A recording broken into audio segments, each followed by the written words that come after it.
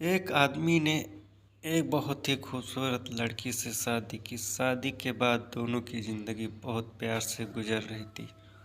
वह उससे बहुत चाहता था और उसकी खूबसूरती की हमेशा तारीफ किया करता था।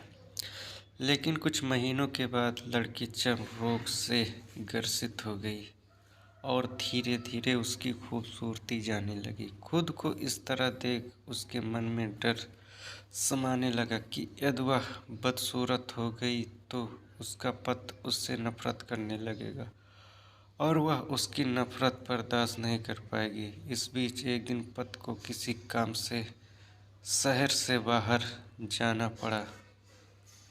काम खत्म कर जब वह घर वापस लौट रहा था, उसका एक्सीडेंट हो गया।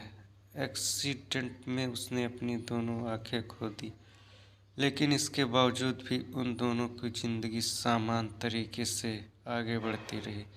समय गुजरता रहा और अपने चर्म रोग के कारण लड़की ने अपनी बदखूबसूरती पूरी तरह गंवा दी थी।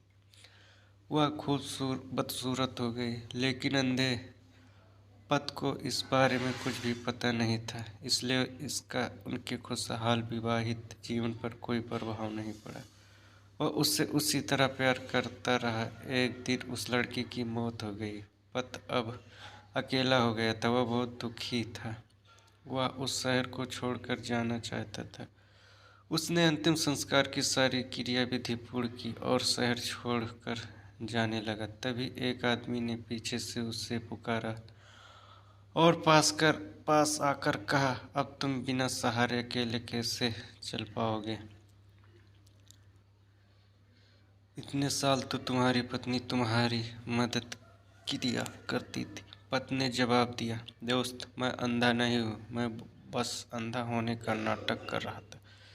क्योंकि यदि मेरी पत्नी को पता चल जाता कि मैं उसकी बदसूरती देख सकता हूँ तो यह उससे उसके रोग से ज़्यादा दर्द देता। इसलिए मैंने इतने साल अंधे होने का दिखावा किया। वह बहुत अच्छी पत्नी थी, मैं बस उसे खुश रखना चाहता था। इस कहानी से हमें यह सीख मिली है कि खुश रहने के लिए हमें भी एक दूसरे की कमियों के प्रति आंखें बंद कर लेना चाहिए और उन कमियों को नज़रअंदाज कर देना चाहिए।